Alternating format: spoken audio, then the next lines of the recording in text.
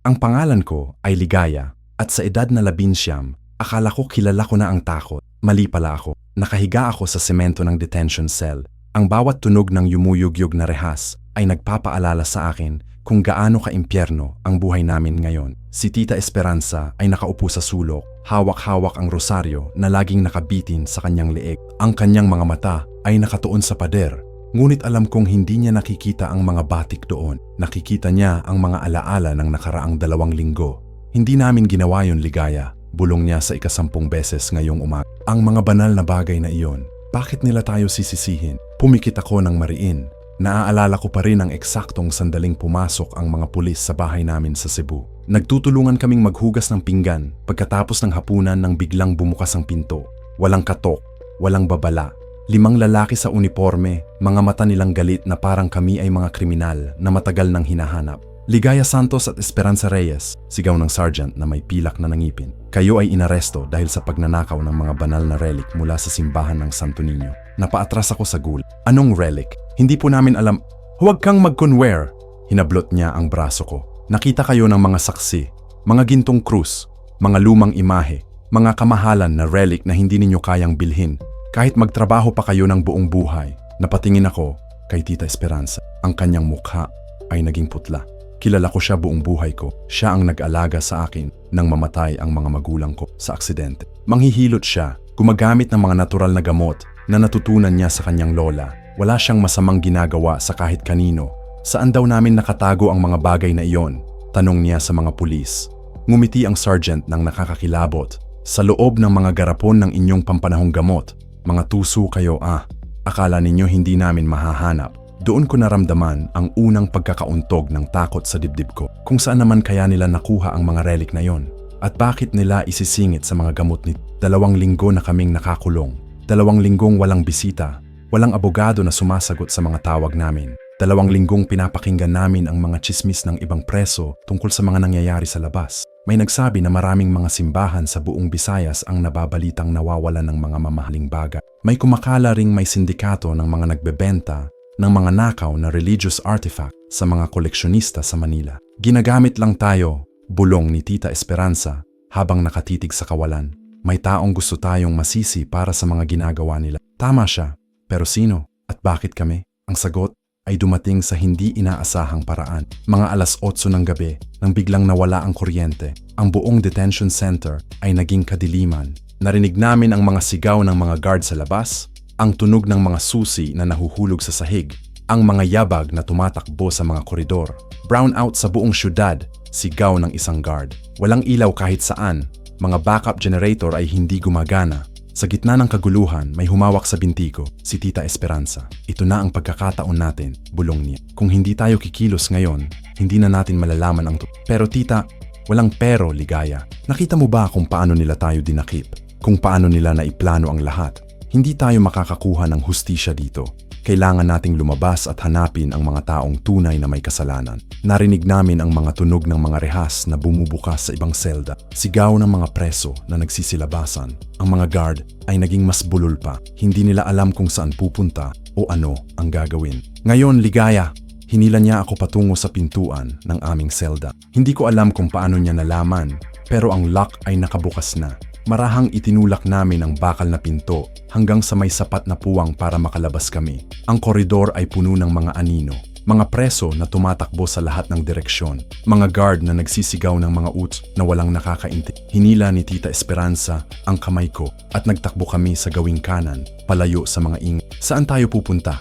Tanong ko habang tumatak. May kakilala ako sa labas ng lungsod, sagot niya. Matagal ng kaibigan ng pamilya natin. Maaari tayong magtagong doon habang nag-iisip tayo ng paraan. Narating namin ang likurang pintuan ng detention center. Walang guard. Lahat ay nasa harapan. Pinaplano kung paano nila mapapanumbalik ang kapangyarihan at mapapahuli ang mga tumak. Sa labas, ang buong Cebu ay tila namatay. Walang ilaw sa mga kalsada, walang tunog ng mga sasakyan. Mga tao ay naglalakad sa dilim gamit ang mga sindi at flashlight. Pero sa amin, wala kaming dalang ilaw. Kailangan naming magtago sa mga anino. Dito, turo ni Tita Esperanza sa isang madilim na eskinita. Dadaan tayo sa likod ng mga bahay hanggang sa makarating tayo sa bus terminal. Naglakad kami ng tahimik sa mga likod bahay. Narinig namin ang mga aso na nagsisitahol. ang mga bata na umiiyak sa loob ng mga tahanan. Minsan, nakakakita kami ng mga mata na tumititig sa amin sa mga bintana pero walang sumusubong sumigaw. Mga kalahating oras kaming naglakad bago namin narating ang bus terminal. Doon, may mga generator na umaandar, kaya may konting ilaw. Nakita namin ang mga taong naghihintay ng mga bus na pauwi sa kanilang mga probinsya. Saan tayo pupunta? Tanong ko kay Tita Esperanza. Mindanao, sagot niya. Sa kabundukan, may kakilala ako roon na makakatulong sa atin. Bumili kami ng mga ticket papuntang Davao. Ang konduktor ay hindi na masyadong nagtanong. Maraming mga pasahero na mukhang nagmamadali din na umalis sa lungsod. Siguro maraming tao ang natakot sa mga nangyayari. Nang makasakay kami sa bus, naupo kami sa pinakadulo. Sa mga upuang halos hindi nakikita sa dilim. Nakasuot pa rin kami ng mga damit na ibinigay sa detention center. Mga kulay abong uniform na nagpapahiwatig kung saan kami nanggaling. Tita, bulong ko nang makaalis na ang bus. Paano mo naman nakilala ang taong pupuntahan natin? Napatingin siya sa bintana. Ang mga ilaw ng mga sasakyan na salubong namin ay sumasalamin sa kanyang mga mata. Si Kapitan Dante, sagot niya. Kaibigan siya ng lolo mo. Noong bata ka pa, naging kapitbahay namin siya rito sa Cebu. Pero lumipat siya sa Mindanao mga 10 taon na ang nakakaraan. Naging barangay captain siya ng isang maliit na komunidad sa kabundukan. Bakit naman siya lumipat? May mga nangyari, sagot niya ng mahinang-hina. Mga bagay na hindi ko masasabi sa iyo ngayon. Pero alam kong maaari natin siyang pagkakatiwalaan. Natulog ako sa biyahe. Ang ulo ko ay nakasubsob sa balikat ni Tita Esperanza. Sa panaginip ko, nakita ko ang mga mukha ng mga pulis na dumakip sa amin. Nakita ko ang mga gintong krus at mga lumang imahe na sinabi nilang ninakaw namin. Pero sa panaginip ko, nakita ko rin ang mga mukha ng mga taong hindi ko kilala. Mga taong nakangiti ng masama. Mga taong nagtatago sa mga anino. Nang magising ako, umaga na. Nakita ko sa bintana ang mga bundok ng Mindanao. Malaking mga bundok na nakabalot ng mga ulap. Mga kagubatan na mukhang walang katapusan. Naramdaman ko ang kaba sa dibdib ko. Paano namin hahanapin si Kapitan Dante sa ganito kalaking lugar? Malapit na tayo, sabi ni Tita Esperanza. Mga 1 oras pa. Pero hindi ko inasahan ang mangyayari sa susunod na oras. Nang bumaba kami sa huling bus terminal, nakita namin ang mga pulis na nakabantay sa mga kanto. Hindi namin alam kung hinahanap nila kami o nagbabantay lang sila dahil sa mga nangyayari sa Cebu. Pero hindi namin maaaring sumubok. Kailangan nating maglakad, sabi ni Tita Esperanza. Malayo pa ang barangay ni Kapitan Dante. Nagsimula kaming maglakad sa mga kalsadang lupa. Ang araw ay naging mataas na at naging mainit. 2 oras kaming naglakad, lumiko sa mga daan na hindi ko alam kung saan patungo. Tita, sigurado ka ba na tama ang daanan? Tanong ko. Nandito pa rin ang mga tanda, sagot niya. Tinuturo ang mga bato at mga puno na may mga natatanging Narito ako dati kasama ang lolo mo. Pero pagkatapos ng 3 oras, naramdaman ko na ang pagod. Hindi ako sanay sa ganito kahabang lakad. Ang mga paa ko ay nagsisimula ng mamanhid. Pahinga muna tayo, sabi ni Tita Esperanza. Napansin niya ang hirap ko. Naupo kami sa ilalim ng malaking puno. Kumain kami ng mga biskwit na binili namin sa terminal. Pero habang nakaupo kami, narinig namin ang mga tunog na hindi maganda. Mga tunog ng mga aso na tumataho. Mga asong pules, bulong ni Tita Esperanza. Hinahanap nila tayo. Tumayo kami at nagsimulang tumakbo. Pero ang mga tunog ay lumalapit ng lumalapit. Hindi ko alam kung saan namin narinig ang mga boses ng mga tao na nagsisigaw ng mga pangalan namin. Ligaya Santos, Esperanza Reyes, sumuko na kayo. Nagtakbo kami ng mas mabilis. Pero sa gitna ng aming takbuhan, hindi ko nakita ang malaking ugat na nakadapa sa daan. Natikman ko ang sariling dugo nang matumba ako. Ang kanang pa ako ay pumasok sa isang butas sa lupa. Narinig ko ang malakas na tunog ng aking mga buto. Naramdaman ko ang matinding sakit na umakyat mula sa paa ko hanggang sa ulo ko. Tita! Sigaw ko. Bumalik si Tita Esperanza sa akin. Nakita niya ang lagay ng paa ko. Nanlaki ang mga mata niya. Ligaya, makakakaya mo pa bang tumayo? Sinubok kong tumayo, pero ang sakit ay hindi ko kinaya. Bumagsak ako ulit sa lupa. Hindi ko kaya, tita. Ang sakit. Narinig namin ang mga tunog ng mga aso na mas lumalapit na. Mga sigaw ng mga pulis na nasa likod namin. Kailangan nating maghanap ng lugar na makakakuble, sabi ni Tita Esperanza. Mga 5 minuto na lang, makakaabot na sila. Pero ano ang magagawa namin? Hindi ako makakatayo at hindi ako makakatakbo. Hindi namin alam kung saan kami pupunta at hindi namin alam kung sino ang makakatulong sa amin. Doon ko narinig ang boses ng lalaki. Mga kaibigan, kailangan ba ninyo ng tulong? Lumingon kami. May lalaki na nakatayo sa likod namin. Matangkad, May mga kulay abong buhok, nakangiti ng mapagkakatiwalaan. Nakasuot siya ng mga damit na ginagamit ng mga tao sa bundok, makapal na pantalon, long sleeves na medyo lumana, mga sapatos na puno ng putik. "Sino kayo?" tanong ni Tita Esperanza. "Ako si Kapitan Dante," sagot niya. "Nakilala kita, Esperanza. Kaibigan mo si Roberto Santos, di ba? Ang tatay ni Ligaya?" Napamaang si Tita Esperanza. "Ikaw nga si Dante. Pero paano mo namin narinig ko ang mga ingay?" sagot niya. "Mga aso, mga tao na nagsisigaw. Alam kong may problema kayo." Napatingin siya sa akin at nakita ko na hindi makakatakas si Ligaya sa mga paa niyang iyan. Lumapit siya sa akin at tiningnan ang aking sugat. "Malala ang pamamaga. Kailangan nating magdala sa iyo sa lugar na ligtas. Pero mga pulis ang naghahabulan sa amin. Hindi kayo makakaabot sa kanila," sabi ni Kapitan Dante. "Alam ko ang mga daan dito na hindi nila kilala, pero kailangan nating mabilis." Kinarga niya ako sa kanyang likod. Si Tita Esperanza ay sumunod sa amin. Naglakad si Kapitan Dante sa mga daan na hindi ko nakita. Mga landas na nakatago sa mga halaman, mga hagdanan na gawa sa mga bato na halos hindi makita kung hindi mo alam. "Saan mo namin dadalhin?" tanong ni Tita Esperanza. "Sa Barangay Kamalayan," sagot niya. Maliit na komunidad sa taas ng bundok. Walang mga pulis na nakakarating doon. Walang mga tao na makakakilala sa inyo. Ligtas kayo doon habang nag-iisip kayo ng susunod na gagawin. Mga 1 oras kaming naglakad bago namin nakita ang mga bahay. Mga 10 bahay na gawa sa kahoy at bambu, nakapatag sa tabi ng malaking ilog. May mga halamang gulay sa mga likod bahay, mga manok na naglalakad sa mga damuhan, mga tao na nakaupo sa mga balkonahe, nakatingin sa amin na parang hindi sila sanay na may mga bisita. "Kapitan!"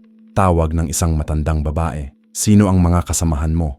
"Mga kaibigan kong tumutulong," sagot ni Kapitan Dante. "Si Esperanza at ang pamangkin niyang si Ligaya. Kailangan nila ng lugar na matitirhan habang nag-iisip sila ng susunod na gagawin." Lumapit ang matandang babae sa amin. Nakita ko ang pagtataka sa kanyang mga mata, pero nakita ko rin ang kabaitan. "Ako si Aling Rosa," sabi niya. "Partera at manghihilot dito sa barangay." Napatingin siya sa akin. "Ano ang nangyari sa paa mo, iha?" "Na-sprain," sagot ko. "Natikman ko sa isang butas sa lupa." Nag-alala siya. "Dadalhin kita sa bahay ko. Mayroong mga gamot na maaaring makakatulong." Dinala nila ako sa bahay ni Aling Rosa. Malinis na bahay na may mga halaman na nakalagay sa mga paso. Nakita ko ang mga gamot na ginagamit niya. Mga dahon, mga ugat, mga pulbos na hindi ko kilala. "Manghihilot ka rin ba, Esperanza?" tanong ni Aling Rosa kay... "Oo," sagot ni Tita Esperanza. "Natutunan ko sa lola ko." Nakangiti si Aling Rosa. "Magkakaibigan pala tayo. Mabuti, maaari kitang matulungan." Pero habang ginagamot niya ang paa ko, nakita ko ang mga mata niya. May kakaiba, parang may tinatago. "Mga ilang araw kaya ninyo matitira dito?" tanong ni Aling Rosa. "Hindi pa namin alam," sagot ni Tita Esperanza. "Depende sa mga nangyayari sa labas." "Maiintindihan ko," sabi ni Aling Rosa. "Pero may mga patakaran dito sa barangay na kailangan ninyong sundin para sa inyong kaligtasan." "Anong mga patakaran?" tanong ko. "Una, hindi kayo maaaring lumabas ng mga bahay ninyo pagkatapos ng takip silim. Maraming mga hayop sa gubat na delikado sa gabi. Pangalawa, hindi kayo maaaring lumapit sa ancestral house na nasa dulo ng barangay. Bawal na lugar iyon." Napatingin ako kay Tita Esperanza. Nakakaiba ang mga patakaran na yon. Pero ano ang magagawa namin? Kailangan namin ng lugar na matitirhan. "Sige," sabi ni Tita Esperanza. "Susundin namin ang mga patakaran ninyo." Ngumiti si Aling Rosa. "Mabuti. Ngayon, kung kailangan ninyo ng kahit anong bagay, huwag kayong mahiyang tumawag sa akin." Nang umalis siya, natira kaming dalawa sa maliit na kwarto na ibinigay niya sa amin. Nakahiga ako sa kama, ang paa ko ay nakabalot ng mga "Tita," bulong ko, "may nakakaiba ba sa lugar na ito?" Napatingin siya sa akin. "Bakit mo naman nasabi?" Ang mga mata ni Aling Rosa. Ang mga patakaran na sinabi. Hindi ako komportable. Umupo si Tita Esperanza sa tabi ko. "Ligaya, kailangan nating magpasalamat na may nakahanap tayong lugar na matitirhan. Hindi natin alam kung ano ang mangyayari sa labas. Ang mga pulis ay maaaring naghahanap pa rin sa atin. Pero, walang pero," sabi niya. "Maghintay muna tayo.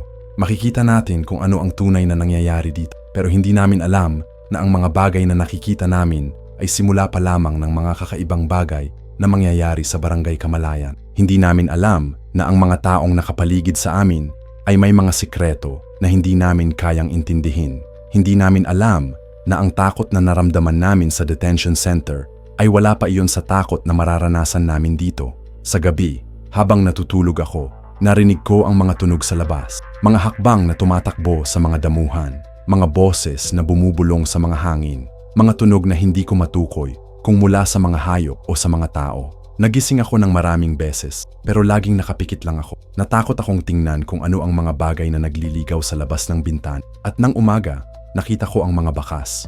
Mga bakas ng mga paa na hindi tulad ng mga paa ng mga bakas na may mga kuko, mga bakas na mas malaki kaysa sa normal. Hindi ko sinabi kay Tita Esperanza ang mga nakita. Pero nagsimula na akong mag-isip, ano ba talaga ang Barangay Kamalayan? At sino ba talaga ang mga taong nakatira dito? Ang pangatlong araw namin sa Barangay Kamalayan ay nagsimula sa isang kakaibang pangyayari na magbabago sa lahat ng aming mga akala tungkol sa lugar na ito.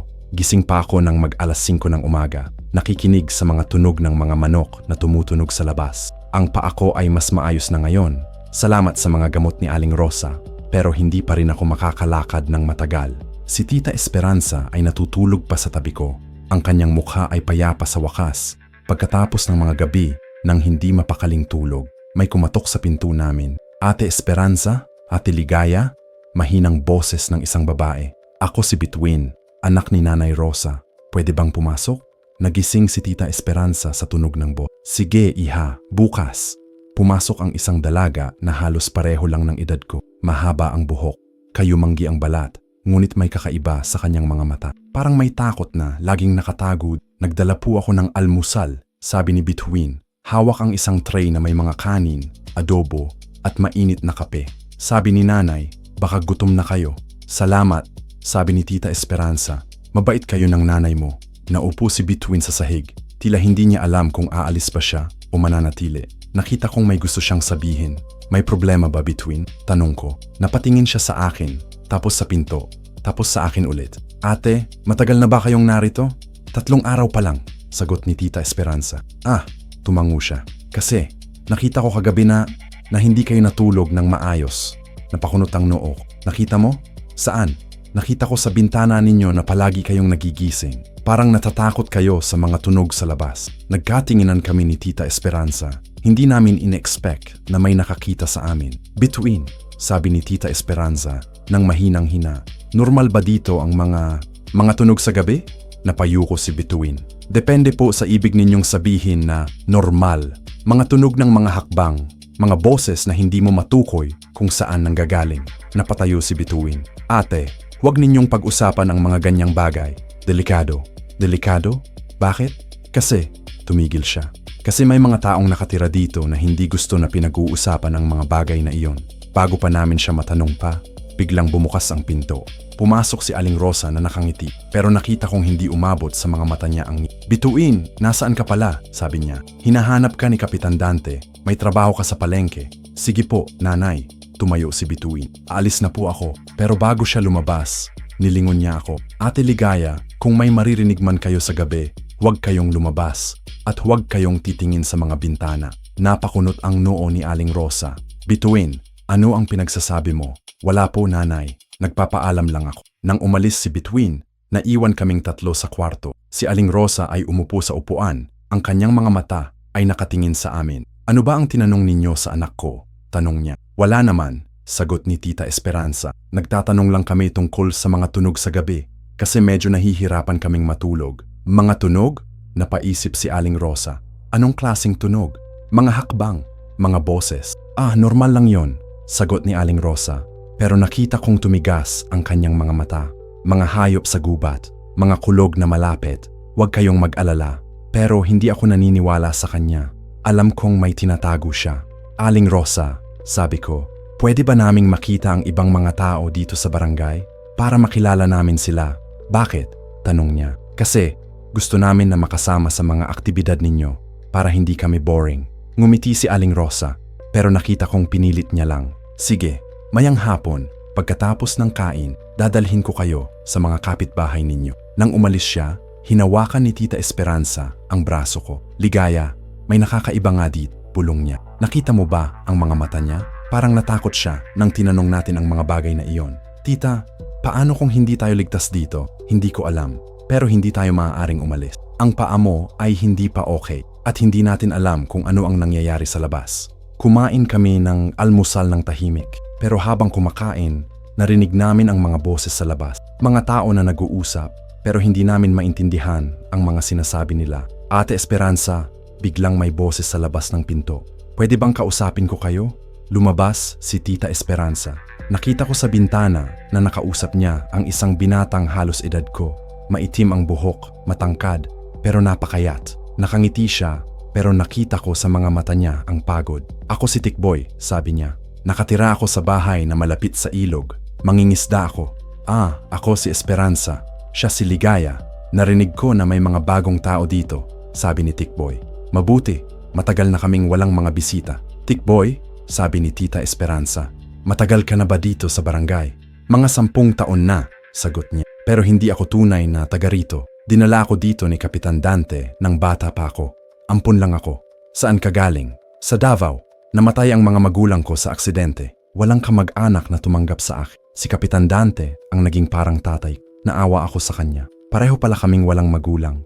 Tikboy, sabi ko, masaya ka ba dito? Napatingin siya sa akin. Masaya. Oo. Pero minsan, napapaisip ako kung ano ang nangyayari sa labas ng barangay na. Bakit hindi ka pumunta sa labas? Kasi, tumigil siya. Kasi si Kapitan Dante ay nagsabi na delikado sa labas. Maraming mga masasamang tao. Mas ligtas ako dito. Pero hindi mo ba curious? Siyempre curious ako. Lalo na ngayon na nakita ko na kayo. Mga tao na galing sa labas. Umupo siya sa tabi namin. Pwede ba ninyong ikwento sa akin kung ano ang nangyayari sa mundo? Nagkwento si Tita Esperanza tungkol sa mga nangyayari sa Cebu, sa mga teknolohiya, sa mga pelikula. Si Tikboy ay nakinig ng sobrang interesado. Parang bata na narinig ang mga kwentong pansyante. Grabe, sabi niya. Parang ang saya ng buhay sa labas.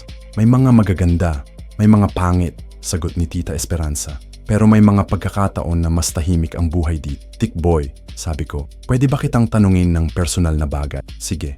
Nagiging takot ka ba dito sa gabi? Nagtago ang ngiti sa mukha niya. Bakit mo naman natanong? Kasi, narinig namin kagabi ang mga kakaibang tunog. Parang may mga tao na naglalakad sa lab. Pero hindi namin alam kung sino. Napatingin si Tikboy sa paligid. Parang tumitingin kung may nakakakita sa amin. Ate Ligaya, bulong niya. May mga bagay dito na hindi ko masasabi sa inyo. Pero kung totoo na narinig ninyo ang mga tunog na yon, ibig sabihin na nakita na kayo. Nakita? Ng sino? Ng mga tumigil siya. Hindi ko masasabi. Pero pakinggan ninyo ako. Kung ano man ang marinig ninyo sa gabi, huwag kayong lumabas. Huwag kayong susubok na tingnan kung ano ang nangyayari sa labas. At huwag kayong pupunta sa ancestral house na nasa dulo ng barangay. Bakit? Ano ang meron sa ancestral house na iyon? Doon nakatira tumigil siya ulit. Doon nakatira ang mga taong hindi ninyo dapat makita. Tikboy, takot ka ba sa kanila? Tumango siya. Takot ako. Pero hindi ko lang ako. Lahat ng tao dito ay takot. Kaya lang, wala kaming choice. Kailangan naming manirahan dito. Bakit? Bakit hindi kayo umalis? Kasi, napapikit siya. Kasi hindi kami pwedeng umalis. Pag sinubok naming umalis, mamamatay kami. Napamaang ako sa sinabi niya. Ano ang ibig mong sabihin? Ate Ligaya, nagtanong na ba kayo kung bakit walang mga bisita dito sa barangay? Kung bakit walang mga tao mula sa labas na pumupunta dito? Hindi pa. Kasi ang mga taong pumupunta dito ay hindi na nakakauwi. Naramdaman ko ang lamig sa buong katawan ko. Tikboy, ano ang ibig mong sabihin? Mga 3 taon na ang nakakaraan.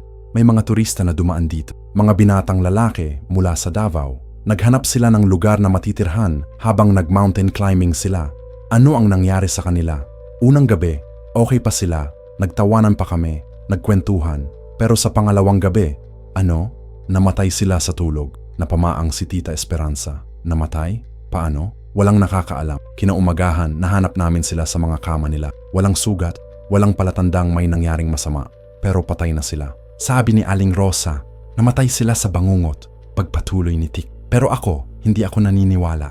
Bakit? Kasi nakita ko sila bago sila matulog. Masaya sila, walang problema. Tapos biglang, patay na sila. Tikboy, ilan na ba ang namatay na mga bisita dito? Mga 10 tao na, sa loob ng 3 taon. Mga turista, mga negosyante, mga tao na naligaw. Lahat sila ay namatay sa bangungot. Napaatras ako sa kinauupuan ko. Hindi ko alam kung ano ang gagawin namin. Nakatrap pa kami dito. Tikboy, sabi ni Tita Esperanza, bakit mo sinasabi sa amin ang mga bagay na ito? Kasi, napapikit siya. Kasi nakita ko sa inyo ang mga mata ng mga taong gusto pang mabuhay. Yung mga turista na namatay, nakita ko sa mga mata nila na sumuko na sila. Pero kayo, Nakita ko na lumalaban pa kayo. Anong ibig mong sabihin? Ibig kong sabihin, kung may plano kayong tumakas dito, susuportahan ko kayo. Kahit na delikado para sa akin. Tickboy, bakit mo ginagawa ito? Kasi gusto ko ring makatakas. Gusto ko ring makita ang mundo sa labas. Pero takot akong gumawa ng kilos na mag-isa lang ako. Nag-isip ako sa sinabi niya. May plano pa ba kaming tumakas? Saan naman kami pupunta? Pero kung totoo ang sinabi niya na namatay ang mga bisita dito, ibig sabihin na mamamatay din kami kung mananatili kami. Tickboy, sabi ko, ano ang ginagawa nila sa mga namatay na bisita? Nililibing nila sa gubat. Sinasabi nila na natural na kamatayan. Pero ako, napapansin ko na may mga taong nagiging mas malakas pagkatapos ng mga pagkakamatay na iyon. Sino ang mga taong nagiging mas malakas? Si Aling Rosa, si Kapitan Dante, mga tao na malapit sa ancestral house. Biglang bumukas ang pinto. Pumasok si Aling Rosa na nakangiti. Pero nakita ko na nahuli niya ang usapan namin. Tickboy, sabi niya, ano ang ginagawa mo dito? Nag-uusap lang po kami, Tita Rosa. Nagkwento lang ako ng mga pangkaraniwang bagay. Anong mga pangkaraniwang bagay? Tungkol sa pag-isda, tungkol sa mga hayop sa gubat. Napatingin si Aling Rosa sa amin. At kayo, ano ang mga tinanong ninyo kay Tickboy? Tungkol sa buhay dito sa barangay. Sagot ni Tita Esperanza. Tungkol sa mga gawain ninyo. Ah, ganun ba? Umupo si Aling Rosa. Tickboy, may trabaho ka pa sa ilog. Umalis ka na. Sige po, Tita Rosa. Tumayo si Tickboy. Ate Ligaya, Ate Esperanza. Mamayang gabi pag nakakita ninyo ako sa labas, huwag kayong lumabas. Okay? Napakunot ang noo ni Aling Rosa. Tickboy, bakit mo sinasabi yan? Kasi po, baka ma-disturb nila ang tulog ninyo kung makikita nila kayong nakatingin sa mga bintana. Tickboy, umalis ka na, sabi ni Aling Rosa. Pero nakita ko na tumigas ang boses niya. Nang umalis si Tickboy, tumayo si Aling Rosa at nagtungo sa bintana. Nakita ko na tiningnan niya si Tickboy hanggang sa mawala sa Esperanza, sabi niya. Ano ba ang mga tanong ninyo kay Tick? Wala naman, sagot ni Tita Esperanza. Nagtatanong lang kami kung masaya ba siya dito. Ang sabi ba niya, masaya siya? Oo, sabi niya, masaya siya. Tumango si Aling Rosa. Mabuti, kasi minsan si Tickboy ay nagiging masyado na nostalgic tungkol sa nakaraan niya. Naaawa ako sa kanya. Bakit? Kasi mahirap para sa isang bata na lumaki na walang mga tunay na magulang. Minsan, nagiging confused siya tungkol sa mga bagay na narinig niya. Anong mga bagay? Mga bagay na hindi totoo. Mga istorya na ginagawa niya sa isip niya. Napakunot ako sa sinabi niya. Parang sinasabi niya na mga kasinungalingan ang mga kwento ni Tickboy. Pero nakita ko sa mga mata ni Tickboy na totoo ang mga sinasabi niya. Aling Rosa, sabi ko, pwede ba ninyong ikwento sa amin ang kasaysayan ng barangay na ito? Kasaysayan? Oo. Paano nagsimula ang barangay na ito? Sino ang mga unang tao na nakatira dito? Umupo si Aling Rosa sa tabi namin. Ang barangay na ito ay nagsimula mga 50 taon na ang nakakaraan. Mga tao na gusto ng tahimik na buhay ang nagtayo dito. Mga tao na pagod na sa kaguluhan sa mga lungsod. Sino ang mga unang tao na iyon? Mga magsasaka, mga mangingisda. Mga taong gusto lang ng payapang buhay. Paano naman nagiging barangay captain si Kapitan Dante? Dumating siya dito mga 10 taon na ang nakakaraan. Matalino siya, matulungin. Kaya binoto siya ng mga tao na maging leader. Saan siya galing? Sa Cebu. Kakilala niya ang tatay ninyo. Kaya niya kayo tinutulungan. Tumango ako pero hindi ako satisfied sa mga sagot niya. Parang lahat ng mga sinasabi niya ay mga simpleng bagay na hindi niya explain ang mga kakaibang nangyayari. Aling Rosa, sabi ni Tita Esperanza, yung ancestral house na nasa dulo ng barangay. Ano ang meron doon? Natigil si Aling Rosa. Bakit ninyo naman tinatanong? Kasi sinabi ninyo na bawal naming puntahan. Curious lang kami. Ah, napaisip si Aling Rosa. Doon nakatira ang mga matatanda ng barangay. Mga tao na hindi na gusto ng mga bisita. Mahirap makipaghalo sa kanila. Bakit? Kasi may mga tradisyon sila na hindi namin maintindihan. Mga ritual na ginagawa nila sa gabi. Delikado para sa mga taong hindi sanay. Anong klaseng ritual? Mga panalangin, mga pag-aalay sa mga ninuno, mga bagay na hindi dapat makita ng mga taong hindi kasama sa kanilang pamimilya. Napakunot ang noo ko. Ritual? Pero bakit delikado para sa amin? Aling Rosa, sabi ko, safe ba kaming manirahan dito? Safe kayo, sagot niya. Basta susundin ninyo ang mga patakaran. Huwag kayong lumabas sa gabi. Huwag kayong pupunta sa ancestral house. At huwag kayong pakikinggan ang mga istorya ni Tickboy. Bakit hindi namin pakikinggan si Tickboy? Kasi nagiging paranoid si Tickboy minsan. Nagiging takot siya sa mga bagay na hindi naman dapat katakutan. nakaka-stress para sa inyo. Pero hindi ako naniniwala sa kanya. Nakita ko sa mga mata ni Tikboy na hindi siya paranoid. Nakita ko na takot siya dahil sa totoo. Sige, sabi ni Tita Esperanza. Susundin namin ang mga patakaran ninyo. Ngumiti si Aling Rosa. Mabuti. Ngayon, maghahanda na ako ng tanghalian. Mamayang hapon, dadalhin ko kayo sa mga kapitbahay ninyo. Nang umalis si Aling Rosa, nag-usap kami ni Tita Esperanza. Tita, bulong ko, hindi ko trustworthy si Aling Rosa. Bakit? Parang lahat ng mga sagot niya ay mga kasinungalingan. At nakita mo ba kung paano niya tiningnan si Tikboy? Parang galit siya sa kanya. Napansin ko rin, sabi ni Tita Esperanza. Pero ano ang magagawa natin? Wala tayong choice. Meron tayong choice. Pwede tayong tumakas. Ligaya, hindi pa okay ang paa mo. At hindi natin alam kung saan tayo pupunta. Hindi natin alam kung ano ang nangyayari sa mga pulis na naghahanap sa atin. Pero tita, narinig mo ba si Tikboy? Namatay ang mga bisita dito. Baka maging susunod naman tayo. Hindi natin alam kung totoo ang mga sinasabi niya. Pero paano kung totoo? Hindi sumagot si Tita Esperanza. Pero nakita ko sa mga mata niya na nag-aalala na rin siya. Sa hapon, dinala nga kami ni Aling Rosa sa mga kapitbahay namin. Nakita namin ang mga tao na nakatira sa barangay. Mga matanda, mga bata, mga pamilya na mukhang normal. Pero nakita ko na lahat sila ay may takot sa mga mata. Kumusta? Sabi ng isang matandang lalaki na si Mang Tomas. Kayo ba yung mga bagong tao? Oo, sagot ni Tita Esperanza. Ako si Esperanza, siya si Ligaya. Maligayang pagdating, sabi ni Mang Tomas. Sana masaya kayo dito. Sana nga, sagot ko. Mang Tomas, sabi ko, matagal na ba kayong nakatira dito? Mga 20 taon na, sagot niya. Masaya naman dito, payapa. Nakakakita ba kayo ng mga bisita dito? Natigil si Mang Tomas. Napatingin siya kay Aling Rosa. Minsan, sagot niya, pero hindi masyadong marami. Ano ang nangyayari sa mga bisita? Umuuwi sila, sagot niya. Pagkatapos ng ilang araw, umuuwi sila sa mga probinsya nila. Pero nakita ko sa mga mata niya na nagsisinungaling siya. Nakita ko na takot siya na sabihin ang totoo. Nakausap pa namin ang ilang mga kapitbahay. Lahat sila ay nagsasabi ng mga kaparehong bagay. Payapa ang barangay. Masaya sila. Walang problema. Pero nakita ko na lahat sila ay may takot sa mga mata. Nakita ko na lahat sila ay tumitingin kay Aling Rosa bago sumagot sa mga tanong namin. Nang bumalik kami sa bahay, nakita ko na umiikot si Tikboy sa paligid ng bahay. Nakita ko na may gustong sabihin siya sa amin. Tita, sabi ko, gusto kong makausap si Tikboy. Ligaya, delikado. Pero kailangan nating malaman kung ano ang totoo. Kung nahuli tayong nakikipag-usap sa kanya, ano ang mangyayari sa atin? Hindi ko alam. Pero mas delikado kung hindi natin alam kung ano ang totoo. Nagtungo ako sa bintana. Nakita ko si Tikboy na nakatayo sa ilalim ng puno. Ginawa ko ang signal na lumabas siya.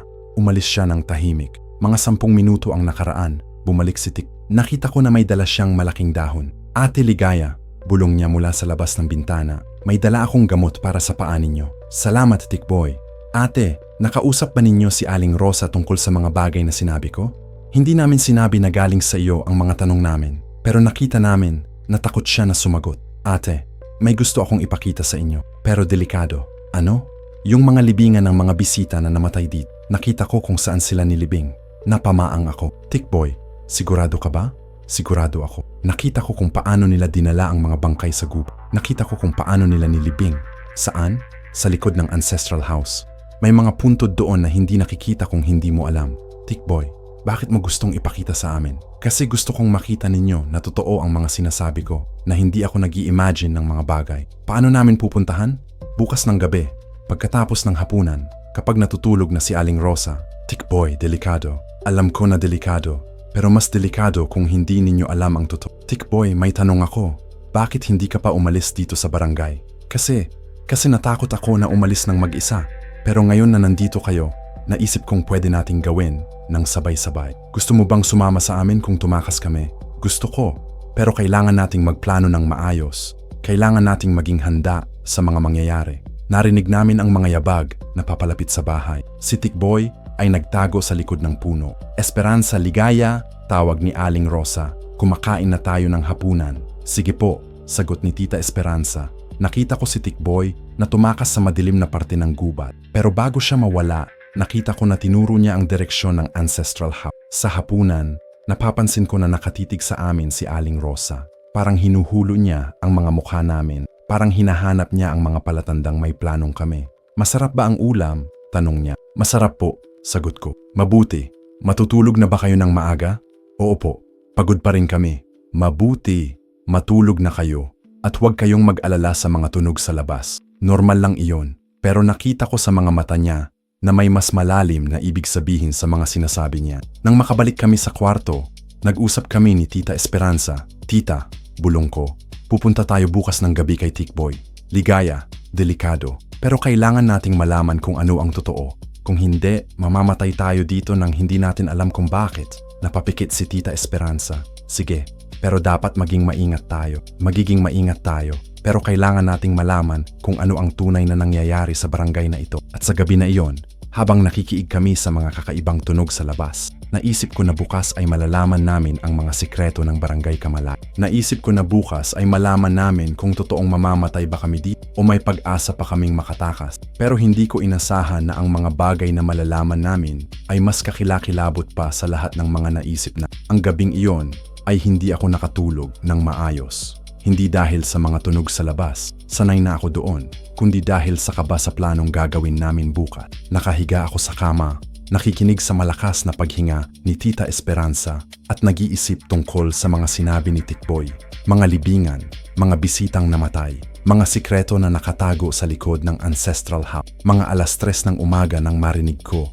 ang pinakamalakas na tunog na narinig ko pa simula nang dumating kami dito. Hindi tunog ng mga hayop, hindi tunog ng hangin, tunog ng mga boses. Maraming boses na nag-uusap sa labas ng bahay namin. Dahan-dahan akong tumayo at lumapit sa bintana. Dahil sa nakakulong naming mga kurtina, nakita ko lang ang mga anino na gumagalaw sa labas. Mga taong naglalakad sa paligid ng aming bahay. Mga taong bumubulong sa mga boses na hindi ko maintindihan. Tita, bulong ko. Nagising si Tita Esperanza. Ano? Tingnan mo sa labas. Lumapit din siya sa bintana. Nakita niya ang mga anino. Narinig niya ang mga boses. Ano ang ginagawa nila? Bulong niya. Hindi ko alam. Matagal kaming nakinig. Mga boses na tumataas. Mga boses na bumababa. Parang may nag-aargumento. Parang may nagpaplano. Tapos biglang tumigil ang lahat. Walang tunog. Walang mga anino. Parang wala ng mga tao sa labas. Umalis na ba sila? Tanong ni Tita Esperanza. Pero bago ko pa siya masagot, may kumatok sa aming pinto. 3 katok. Mabagal. Malakas. Esperanza. Ligaya. Boses ni Aling Rosa. Gising kayo? Hindi kami sumagot. Nagpanggap kaming natutulog. Esperanza. Ligaya. Mas malakas na ang boses niya. Kailangan natin kayong kausapin. Ano ang gagawin natin? Bulong ni Tita Esperanza. Magpanggap pa rin tayong natutulog, bulong ko. Pero hindi tumigil si Aling Rosa sa pagkatok. Mas lumalakas pa. Parang alam niya, nagising kami. Esperanza, Ligaya, buksan ninyo ang pinto. Ngayon, sa boses niya, narinig ko ang bagay na hindi ko narinig dati. Galit, pero hindi lamang galit. May kasamang banta. Tita, bulong ko, hindi tayo pwedeng mag-ignore. Pero ano ang sasabihin natin? Sasabihin natin na nagising lang tayo. Tumayo si Tita Esperanza at nagtungo sa pinto. Aling Rosa, ano po ang problema? Buksan ang pinto, Esperanza. Binuksan ni Tita Esperanza ang pinto. Nakita ko si Aling Rosa na nakatayo sa labas. Pero hindi siya mag-isa. Kasama niya si Kapitan Dante at 3 lalaking hindi ko kilala. May problema ba? Tanong ni Tita Esperanza. Pumasok kami, sabi ni Kapitan Dante. Kailangan namin kayong kausapin. Pumasok silang lahat sa aming maliit na kwarto. Naramdaman ko ang bigat ng kanilang presensya. Naramdaman ko na may nagbago. Ano po ang problema? Tanong ko. Ang problema, sabi ni Aling Rosa, ay nakakita kayo ng mga bagay na hindi ninyo dapat nakita. Hindi po namin maintindihan. Nakausap ninyo si Tikboy, sabi ni Kapitan Dante. Nakausap ninyo siya tungkol sa mga bagay na dapat hindi niya sinasabi. Napatingin kami ni Tita Esperanza. Paano nila nalaman? Nakausap lang namin siya tungkol sa pag-isda, sabi ni Tita Esperanza. Huwag kayong magsinungaling, sabi ni Aling Rosa. Nakita ka, Ligaya, sa bintana kaninang gabi. Nakita ka na nakipag-signal kay Tikboy. Nalamig ako. Nakita nila. Ibig sabihin, binabantayan nila ka. Ano po ang gusto ninyong gawin? Tanong ko. Gusto namin, sabi ni Kapitan Dante, na magsabi kayo ng totoo. Ano ang mga sinabi ni Tikboy sa inyo? Wala po.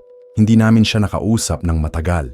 Lumapit si Aling Rosa sa akin. Nakita ko sa mga mata niya ang galit na hindi ko nakita dati. Ligaya, alamin mo ito. Hindi ka makakatakas sa lugar na ito. Hindi kayo makakaalis. Kaya mas mabuti na maging totoo kayo sa amin. Anong ibig ninyong sabihin na hindi kami makakaalis? Ibig namin sabihin, sabi ni Kapitan Dante, na lahat ng tao na pumunta dito ay nagiging parte ng barangay namin, walang umaalis. Pero pwede naman kaming umalis kung gusto namin, ngumiti si Kapitan Dante. Pero ang ngiti niya ay nakakatakot. Pwede ninyong subukan, sabi niya. Pero nakita ninyo na ba ang mga tao na nakaalis dito? Hindi kami sumagot. Hindi ninyo nakita, sabi ni Aling Rosa, kasi walang nakaalis. Aling Rosa, sabi ni Tita Esperanza, ano ba talaga ang nangyayari dito? Ang nangyayari dito, sabi niya, ay may mga tao na may mga espesyal na kakayahan. Mga tao na kailangan ng mga espesyal na pagkain. Anong ibig ninyong sabihin? Ibig namin sabihin, sabi ni Kapitan Dante, na may mga tao dito na hindi ordinaryo. Mga tao na may mga pangangailangan na hindi maintindihan ng mga taong galing sa labas. Nagsimula kong maintindihan ang sinasabi nila, pero hindi ko matanggap. Kayo ba ang mga tao na iyon? Tanong ko. Hindi lahat, sabi ni Aling Rosa. Pero may mga isa sa amin na ganon. Ano ang ginagawa ninyo sa mga bisita? Ginagawa namin? Sabi ni Kapitan Dante. Ang kailangan namin para mabuhay. Tumayo ako sa kama kahit na masakit pa rin ang paa ko. Hindi, sabi ko. Hindi kami papayag. Ligaya, sabi ni Aling Rosa. Hindi ninyo choice. Nandito na kayo. Bahagi na kayo ng barangay namin. Hindi kami bahagi ng kahit ano. Lumapit sa akin ang isa sa mga lalaking kasama nila. Mataas, malaki, at nakita ko sa mga mata niya ang gutom. Aling Rosa, sabi niya, pwede na ba namin kainin? Napaatras ako. Tita, lumapit si Tita Esperanza sa akin. Aling Rosa, ano po ang ibig sabihin niya? Ibig sabihin niya, sabi ni Aling Rosa, nagutom na siya, at kayo ang pagkain niya. Doon ko na naramdaman ang tunay na takot. Hindi na takot sa pulis, hindi na takot sa kulungan, takot na mamamatay kami dito. Pero hindi pa po oras, sabi ko. Hindi ninyo pwedeng gawin ito ngayon. Bakit hindi?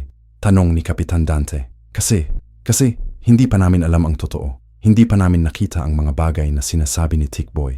Ano ang sinabi ni Tikboy? Sinabi niya na may mga libingan sa likod ng ancestral house. Sinabi niya na ipapakita niya sa amin. Nagtinginan si Aling Rosa at Kapitan Dante. Sabi ni Aling Rosa. Gusto ninyong makita ang mga libingan? Oo.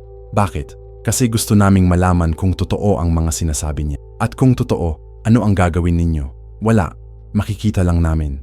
Ngumiti si Kapitan Dante. Sige, ipapakita namin sa inyo ang mga libingan. Ngayon, nagtinginan kami ni Tita Esperanza. Hindi ito ang inaasahan na. Pero madilim pa, sabi ni Tita Esperanza. Mas maganda sa madilim, sabi ni Aling Rosa. Mas nakikita ninyo ang mga bagay na dapat ninyong makita. Lumabas kami sa bahay. Ang mga taong nakatayo sa labas ay sumunod sa amin. Nakita ko na marami sila, mga 10 tao na hindi ko nakita dati. Mga taong nakatingin sa amin na parang mga gutom na hayop. Naglakad kami sa direksyon ng ancestor. Pero hindi kami nagtungo sa ng bahay. Nagtungo kami sa likod, sa parte ng gubat na hindi ko nakita. Dito, sabi ni Kapitan Dante, tinuturo ang isang parte ng gubat na may mga batong nakalinya. Ano ang mga bato na iyon? Tanong ko. Mga tombstone, sabi ni Aling Rosa. Mga libing ng mga taong namatay dito. Lumapit kami sa mga bato. Nakita ko na may mga nakasulat doon. Mga pangalan, mga petsa. Marco Santos, 1995-2022. Tourist, mula sa Davao. Elena Cruz, 1988-2023. Negosyante mula sa Manila. Jerome de la Cruz, 2001-2024. College student mula sa Bohol. Nakita ko na maraming mga pangalan, maraming mga tao na namatay dito sa loob ng mga nakaraang taon. Lahat ba ng mga ito ay mga bisita? Tanong ni Tita Esperanza. Lahat, sagot ni Aling Rosa. Mga taong dumaan dito, mga taong nanatili dito, mga taong nagiging pagkain. Pagkain ninong sino? Humarap si Aling Rosa sa amin at doon ko nakita ang pagbabago sa kanyang mukha. Ang kanyang mga mata ay naging pula. Ang kanyang mga ngipin ay naging matatalas. Ang kanyang mga daliri ay naging mahaba, may mga kuko na parang mga patalim. Pagkain namin, sabi niya. Pero ang boses niya ay hindi na ang boses ng babae. Ang boses niya ay naging mababang ungol ng hayop. Napaatras kami, nakita ko na hindi lamang si Aling Rosa nagbabago, pati si Kapitan Dante at ang mga lalaking kasama niya. Aswang, bulong ni Tita Esperanza. Tama, sabi ni Kapitan Dante. Ang boses niya ay naging parang aso na umuungo. Kami ay mga aswang at kayo ay ang aming susunod na pagkain. Nagsimulang tumakbo si Tita Esperanza. Ligaya, takbo. Sinubok kong tumakbo pero hindi ko kaya. Ang paa ko ay masakit pa rin. Natumba ako sa lupa. Tita, sigaw ko. Bumalik si Tita Esperanza sa akin. Ligaya, kaya mo ba? Hindi ko kaya. Nakita ko na lumalabas ang mga aswang sa mga puno. Nakita ko na hindi lamang si Aling Rosa at Kapitan Dante. Marami sila. Marami sa mga tao na nakita namin sa barangay ay mga aswang. Nasaan si Tikboy? Tanong ko. Hindi ko alam. Sagot ni Tita Esperanza. Pero biglang narinig namin ang boses niya. Ate Ligaya, Ate Esperanza. Lumingon kami. Nakita namin si Tikboy na tumatakbo patungo sa amin. May dala siyang mga sindi at mga kakaibang halaman. Tikboy! Sigaw ko. Nagtakbo siya sa amin. Ate, kailangan nating takasan sila. Naghahanda sila para sa ritual. Anong ritual? Ritual para kainin kayo. Lumapit sa amin si Aling Rosa, pero hindi na siya tumakbo. Naglalakad lang siya ng mabagal. Parang alam niyang hindi kami makakatakbo. Tikboy, sabi niya, bakit mo sinisira ang mga plano namin? Kasi hindi tama ang ginagawa ninyo. Sagot ni Tik. Hindi tama? Tumawa si Aling Rosa. Ikaw na nga ang una naming gagawing pagkain. Hindi ako takot sa inyo, sabi ni. Dapat kang matakot. Pero nakita ko si Tikboy na nagsinde ng mga kakaibang halaman na dala niya. Biglang kumalat sa hangin ang amoy na hindi ko kilala. Sambong, bulong ni Tita Esperanza. Ginagamit yan laban sa mga aswang. Nagsimulang umatras ang mga aswang. Nakita ko na ayaw nilang amoy ng mga halaman na sinunog ni Tikboy. Tikboy, saan mo natutunan yan? Tanong ni Aling Rosa. Natutunan ko sa mga matatandang tao dito, sagot ni Tikboy. Sa mga taong hindi aswang. Sa mga taong tinulungan ko na takasan ka. Anong ibig mong sabihin? Ibig kong sabihin, sabi ni Tikboy, na hindi lahat ng tao di ay aswang. May mga tao na mga prisoners din, tulad ninyo. Mga tao na hindi makakaalis. Pero natutuhan nila kung paano makapagtago sa inyo. Nasaan ang mga taong iyon? Tanong ko. Nakatago sila sa mga kuweba sa bundok. Itinuturo ko sa kanila kung paano mabuhay na hindi kayo nakakakita sa kanila. Tikboy, sabi ni Kapitan Dante, bumalik ka sa amin. Mapatawad pa namin ang ginagawa mo. Hindi ako babalik sa inyo, sabi ni Tik. Pupunta ako sa mga taong natulungan. Pupunta kami sa lugar na ligtas. Walang lugar na ligtas, sabi ni Aling Rosa. Meron, sabi ni Tik. May mga lugar na hindi ninyo kilala. May mga lugar na hindi ninyo maaabot. Hinawakan ni Tikboy ang mga kamay namin. Ate Ligaya, Ate Esperanza, kailangan nating tumakbo ngayon. Mamaya ay malakas na naman sila. Bakit mamaya? Kasi kapag umaga na, babalik sila sa mga normal na anyo nila. Pero ngayon, sa madaling araw, pinakamatatag sila. Nagsimulang tumakbo kami. Tinutulungan ni Tikboy na makatayo at makatakas. Pero nakita ko na sinusundan pa rin kami ng mga aswang. Tikboy, maabot ba nila tayo? Tanong ko. Maabot nila tayo kung hindi tayo makakaabot sa mga kuweba, sagot niya. Gaano kalayo ang mga kuweba? Mga kalahating oras kung mabilis tayong tumakbo. Pero alam ko na hindi ako makakatakas ng kalahating oras. Ang paa ko ay nagsisimula ng manghina ulit. Ang dugo ay umaagos sa mga sugat ko. Tikboy, sabi ko, hindi ko kaya. Kaya mo yan at kailangan mo. Hindi talaga. Tumigil kami sa isang malaking puno. Nakita ko na malapit na sa amin ang mga aswang. Nakita ko na hindi na tayo matakas. Tita, sabi ko, ito na ba ang katapusan natin? Hindi ko alam, Ligaya. Pero nakita ko si Tita Esperanza na humugot ng mga gamot sa kanyang bulsa. Mga gamot na dalang-dala niya simula pa nang umalis kami sa Cebu. Tita, ano yan? Mga gamot laban sa mga masasamang espiritu, sagot niya. Natutunan ko sa lola ko. Gagana ba yan sa mga aswang? Hindi ko alam. Pero susubukan natin. Nagsimula siyang magbulong ng mga orasyon na hindi ko maintindihan. Nagbudbud siya ng mga pulbos sa paligid namin. Nagsindi siya ng mga dahon na katulad ng ginawa ni Tikboy. Esperanza, tawag ni Aling Rosa mula sa hindi kalayuan. Hindi kayo matakas. Bakit hindi ninyo ginagawang madali ang mga bagay? Kasi ayaw naming maging pagkain ninyo, sagot ni Tita Esperanza. Hindi kayo choice, sabi ni Kapitan Dante. Lahat ng tao na dumarating dito ay nagiging pagkain namin. Iyan ang paraan namin para mabuhay. May ibang paraan naman siguro, sabi ni Tik. Walang ibang paraan, sabi ni Aling Rosa. Kaya kami nakatira dito ay para makakuha ng mga pagkain katulad ninyo. Pero bakit kayo naging ganyan? Tanong ko. Naging ganyan kami, sabi ni Aling Rosa. Dahil sa mga nangyari sa amin dati, dahil sa mga taong nanakit sa amin. Anong mga taong nanakit sa inyo? Mga taong galing sa labas. Mga taong akala nila mas mataas sila sa amin. Mga taong ginawa kaming mga alipin sa sarili naming lugar. Nagsimula ko maintindihan. May mga nangyari sa kanila na nagpabago sa kanila. Sino ang mga taong iyon? Tanong ni Tita Esperanza. Mga negosyante, mga tao na gustong kunin ang lupa namin. Mga tao na pumatay sa mga families namin. Kailan ito nangyari? Mga 30 taon na ang nakakaraan. Pero hindi namin nalimutan. Hindi namin mapapatawad. Pero bakit ninyo ginagawa sa mga inosenteng tao ang mga ginawa nila sa inyo? Kasi, sabi ni Kapitan Dante, lahat ng tao na galing sa labas ay pareho. Lahat kayo ay may mga balak na masama sa amin. Hindi totoo iyon, sabi ko. Hindi kami may masasamang balak sa inyo. Kayo man ay papatunayan na totoo iyon, sabi ni Aling Rosa. Lumapit na sa amin ang mga aswang. Nakita ko na hindi na namin matakas. Nakita ko na ito na nga ang katapusan namin. Pero biglang may narinig kaming mga boses na galing sa malayong lugar. Tikboy, nasaan ka? Sino iyon? Tanong ni Tita Esperanza. Mga taong natulungan ko, sagot ni Tikboy. Mga taong nakatago sa mga kuweba. Hinahanap ka nila? Hinahanap nila tayo. Alam nila na nandito tayo. Nakita ko na may mga liwanag na paparating. Mga sindi, mga bombilya, mga apoy na ginagawa ng mga tao. Ano ang ginagawa nila? Tanong ko. Sinasagip tayo, sagot ni Tikboy. Pero nakita ko rin na galit ang mga aswang. Tikboy, sabi ni Aling Rosa, pinapahirap mo lang ang mga bagay. Mas maraming tao ang mamamatay ngayon. Hindi, sabi ni Tikboy. Ang mga taong iyon ay hindi mga gagaling. Alam nila kung paano makipaglaban sa inyo. Walang makakalaban sa amin sa lugar na ito, sabi ni Kapitan Dan. Pero habang papalapit ang mga liwanag, nakita ko na natatakot na ang mga aswang. Nakita ko na umaatras na sila sa mga... Bakit kayo umaatras? Tanong ko. Kasi, sabi ni Tikbo, ang mga taong paparating ay mga taong natutuhan na kung paano gumawa ng mga sandata laban sa mga aswang. Mga taong hindi natakot sa kanila. At sa mga sumunod na minuto, makikita namin kung sino ang mga taong iyo. Makikita namin kung totoong matatakasan namin ang mga aswang ng barangay. Pero hindi ko pa alam na ang mga bagay na malalaman namin mga taong ay magbabago sa lahat ng... Hindi ko pa alam na ang tunay na laban ay magsisimula pa lang. Ang mga liwanag ay lumalapit ng lumalapit. Sa gitna ng kadiliman ng gubat, nakita ko ang mga mukha ng mga taong hindi ko inaasahan na masisihan pa sa lugar na ito. Tikboy, sigaw ng isang babae na may hawak na malaking sindi. Nandito ka pala. Ate Carmen, sigaw pabalik ni Tikbo. Nasaan si Kuya Ben?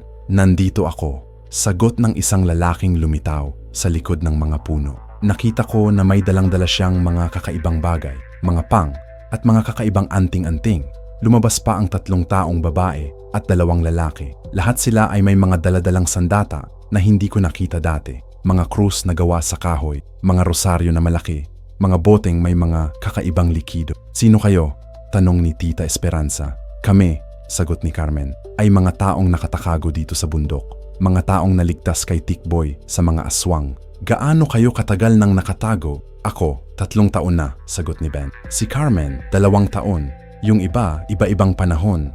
Pero lahat kami ay mga dating bisita dito na nakaligtas. Paano kayo nakaligtas? Si Tikboy ang nagturo sa amin, sagot ni Carmen. Noong una, hindi namin alam na mga aswang ang mga tao dito. Akala namin, normal na barangay lang. Pero nang magsimula na silang humanap ng mga pagkain, na-realize namin totoo. Ano ang ginawa ninyo? Tumakbo kami, sagot ni. Pero hindi kami makakalabas ng bundok. May mga bantay sila sa lahat ng daan na papunta sa labas. Kaya napilitan kaming magtago dito sa mga kuweba. Nakita ko na hindi pa rin tuluyang umalis ang mga aswang.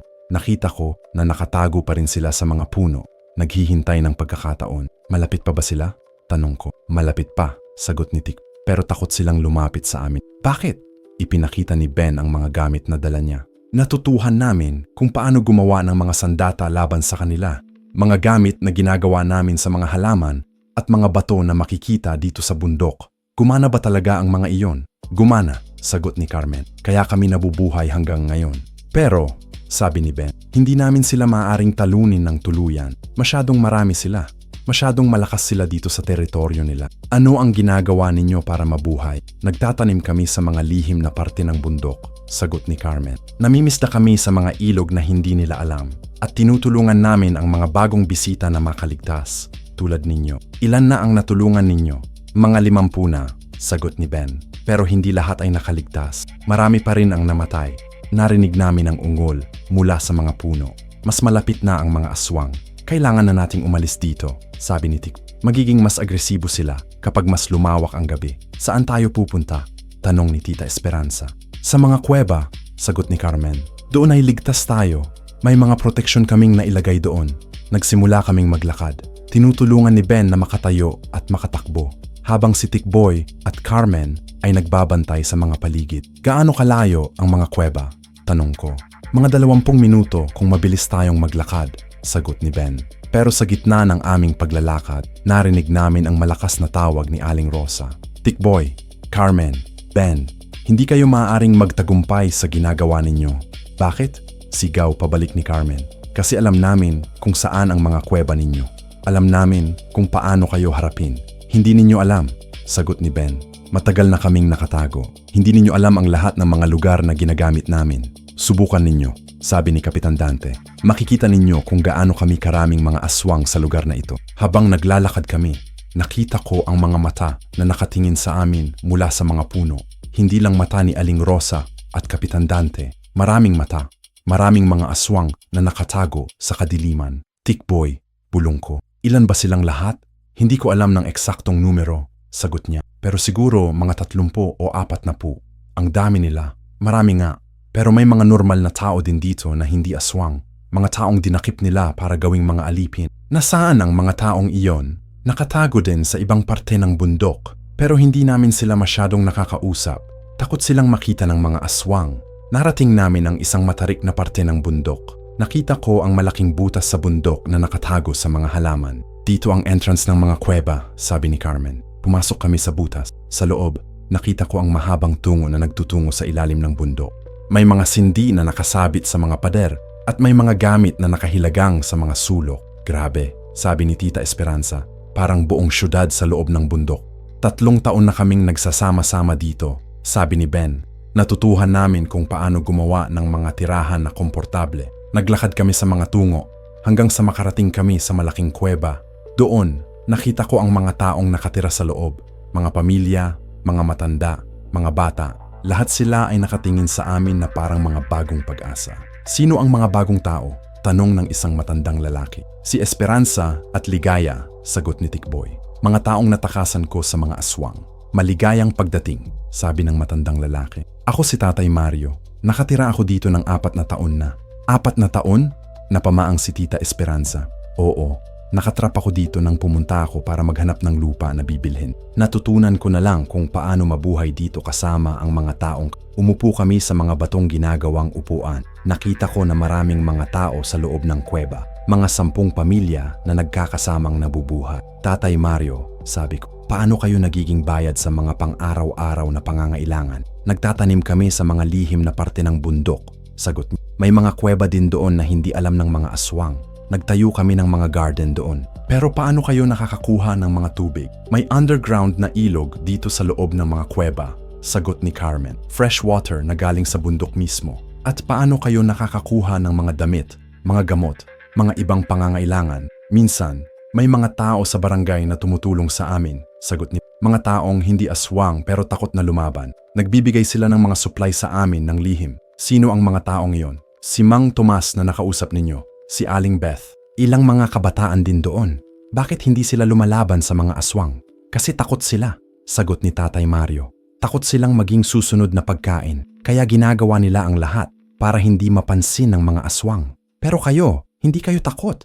Takot din kami, sagot ni Carmen. Pero natutuhan na namin na mas delikado ang hindi paglalaban. Mas delikado ang pagsumuko. Habang nag-uusap kami, may mga batang lumapit sa amin. Mga batang mukhang hindi nakakita ng mundo sa labas ng mga kuweba. Ate, sabi ng isang batang babae, totoo ba na maraming mga magagandang bagay sa labas ng bundok?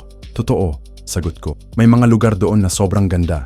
May mga lungsod na puno ng mga tao na masasaya. Gusto ko nang makita ang mga lugar na iyon, sabi ng bata. Makikita mo rin, sabi ni Tita Esperanza, kapag natapos na ang mga problema dito. Kailan kaya matatapos ang mga problema? Tanong ng bata. Hindi kami nakasagot kasi hindi namin alam. Tatay Mario, sabi ni Tita Esperanza, may mga plano ba kayong talunin ang mga aswang? May mga plano, sagot niya, pero hindi pa kami handa. Kailangan namin ng mas maraming tao, mas maraming sandata. Anong klaseng sandata? Mga sandata na ginagawa namin sa mga halaman dito sa bundok. Mga sandata na ginobless namin gamit ang mga oration na natutunan namin. Ipinakita ni Ben ang mga sandata na ginawa nila. Mga sibat na may mga krus sa dulo. Mga palaso na may mga anting-anting. Mga bomba na may mga laman na mga blessed na tubig. Gumana ba ang mga ito? Tanong ko. Gumaganahan, sagot ni Ben. Pero hindi sapat para talunin ang lahat ng mga aswang. Kailangan namin ng mas matibay na paraan. Anong mas matibay na paraan? Kailangan namin, sabi ni Tatay Mario, na mahanap ang pinagmulan ng lakas ng mga aswang. Ang dahilan kung bakit sila nagiging mas malakas sa lugar na ito. Ano ang pinagmulan ng lakas nila? Sa ancestral house, sagot ni Carmen. Doon sa bahay na pinagbabawal ninyong puntahan. Doon ang center ng lahat ng kapangyarihan nila. Ano ang meron sa ancestral house na yon? Hindi namin alam, sagot ni Ben. Pero alam namin na may mga ritual na ginagawa doon. Mga ritual na nagbibigay ng lakas sa mga aswang. Anong klaseng ritual? Mga ritual na ginagamit nila ang mga dugo ng mga taong pinapatay nila, sagot ni Tatay Mario. Mga ritual na ginagawa nila para maging mas malakas. Napapikit ako sa sinabi niya. Ibig sabihin, ginagamit nila ang mga dugo ng mga bisita para sa mga kapangyarihan nila. Tatay Mario, sabi ko, paano namin masisira ang mga ritual na iyon? Kailangan ninyong pumasok sa ancestral house, sagot niya. Kailangan ninyong hanapin ang center ng mga ritual nila at kailangan ninyong sirain iyon. Pero paano namin magagawa iyon? Maraming mga aswang doon. Kailangan ninyo ng sapat na mga tao, sagot ni Ben. Kailangan ninyo ng mga matibay na sandata at kailangan ninyo ng swerte. May mga taong handa bang tumulong? Tanong ni Tita Esperanza. May mga tao, sagot ni Carmen. Pero hindi pa kami sigurado kung handa na sila. Sino ang mga taong iyon? Mga taong katulad ninyo. Mga taong bagong dump sa lugar na ito. Mga taong may lakas pa para lumaban. Ilan sila?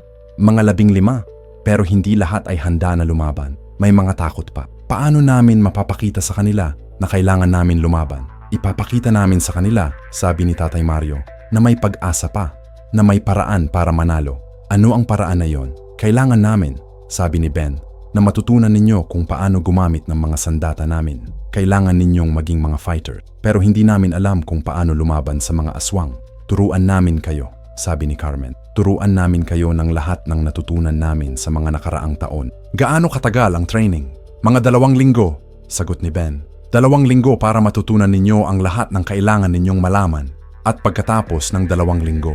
Pagkatapos ng 2 linggo, sabi ni Tatay Mario, gagawin natin ang pinakamalaking laban sa mga aswang. Gagawin natin ang laban na magdedesisyon kung makakalabas ba tayo dito o mamamatay tayong lahat. Napatahimik ako sa sinabi niya. 2 linggo para matuto kung paano lumaban. Tapos isang laban na magdedesisyon sa lahat. Tatay Mario, sabi ko, sigurado kayo ba na kaya natin sila?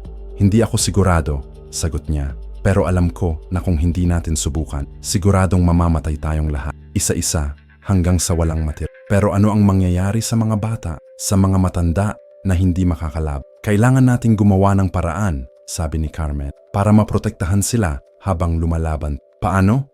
Kailangan nating mahanap ang lugar na mas ligtas kaysa dito, sagot ni Ben. Lugar na hindi nila mahahanap kahit na matagumpay sila sa laban. May ganong lugar ba? May mga kuweba sa mas malalim na parte ng bundok, sagi ni Tatay Mario. Mga kuweba na hindi pa namin na-explore. Pwede nating dalhin doon ang mga taong hindi makakalaban. Pero paano kung matalo tayo sa laban? Kung matalo tayo sa laban, sabi ni Ben, hindi lang tayo ang mamamatay. Mamamatay din ang mga taong nakatago sa mga malalim na kuweba. Kasi hahanapin ng mga aswang ang lahat ng tao sa bundok na ito. Ibig sabihin, wala tayong choice? Wala tayong choice, sagot ni Tatay Mario. Kailangan nating lumaban. Kailangan nating manalo. Napatahimik kaming lahat. Wala nga kaming choice. Kailangan namin lumaban o mamamatay kaming lahat. Sige, sabi ni Tita Esperanza. Turuan ninyo kami kung paano lumaban. At ako, sabi ko, matutuhan ko rin kung paano gumamit ng mga sandata ninyo. Ngumiti si Tatay Mario. Mabuti, sisiguraduhin namin na handa kayo pagdating ng araw ng laban. Kailan ang araw ng laban? Sa loob ng 2 linggo, sagot ni Ben.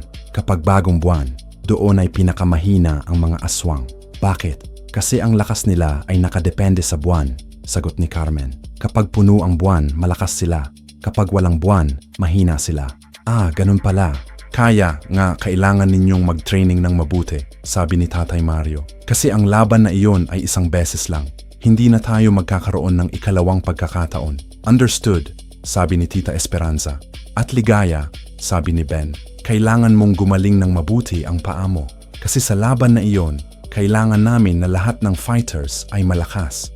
Gagaling ang paa ko, sagot ko. Gagawin ko ang lahat para makakatakas tayo dito. Mabuti, sabi ni Tatay Mario. Simula bukas, magsisimula na ang training ninyo. At sa gabing iyon, habang nakahiga ako sa damuhan sa loob ng kuweba, naisip ko ang mga bagay na mangyayari sa susunod na 2 linggo. Naisip ko ang laban na maghihiwalay sa mga buhay at mga Naisip ko na maaring ito na ang huling 2 linggo ng buhay namin o maaring ito ang simula ng aming Hindi ko alam, pero alam ko na kailangan namin subukan. Ang mga sumunod na 2 linggo ay naging pinakamahabang 2 linggo ng buhay. Bawat umaga, ginigising kami ni Ben at Carmen ng alas 4 para sa training. Bawat gabi, natutulog kami na puno ng mga galos at pasa mula sa mga practice fights.